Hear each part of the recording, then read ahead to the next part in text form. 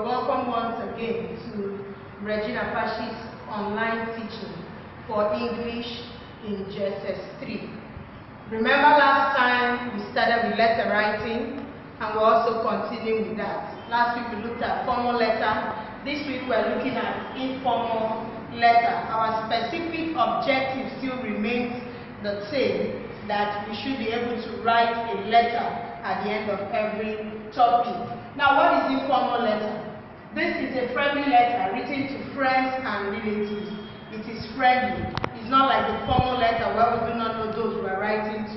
The formal letter you write to your friends, your classmates, your neighbors, people you met, your pen pals. You write to your relatives, which includes your parents, your uncles, cousins, distant and maternal and paternal relatives. Now, the letter is used to convey messages. Every letter is used to convey a message, and such messages include giving of advice. You could write to a friend who is far away from you, advising her on one or two things. We can use it to ask questions. We can use it to chat with our friends and relatives who are far away from us. Now, that brings us to the format of an informal letter. Remember that every letter has its own format. Now, the format for writing an informal letter is going to be a little different from the one we use for the formal letter. In this informal letter, the first thing we have there is the address, and we have only one address is needed in an informal letter, and that is the writer's address, and it is written at the right hand top of your paper. Now, immediately after your address, you have the date. The date comes below the address. You just write the date at the end of the address. Now, after that date, you have your salutation. Remember, in the formal letter, we said that we use dear sir or madam because we do not actually know the gender of the person we are writing to.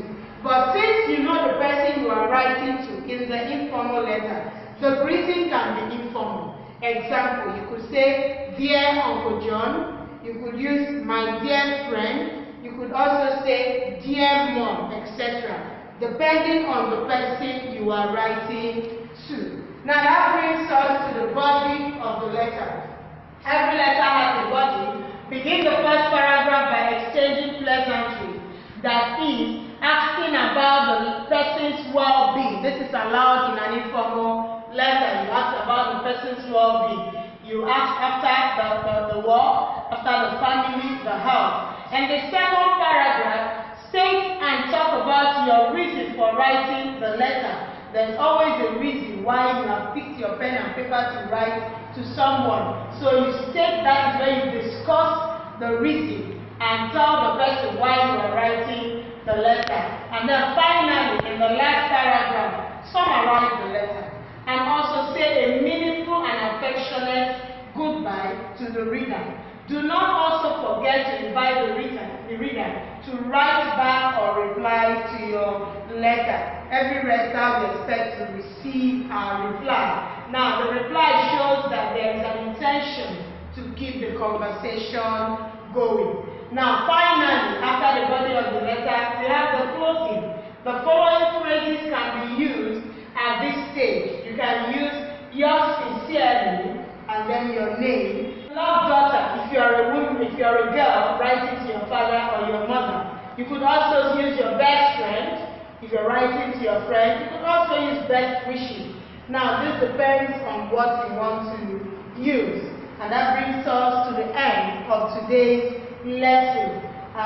There is an assignment on the board. You are to write a letter to your uncle, inviting him to your graduation ceremony. And then this letter will be submitted on or before Wednesday, 12 p.m. So with that, I hope you have a wonderful viewing of the lesson and see you in the next class. Thank you.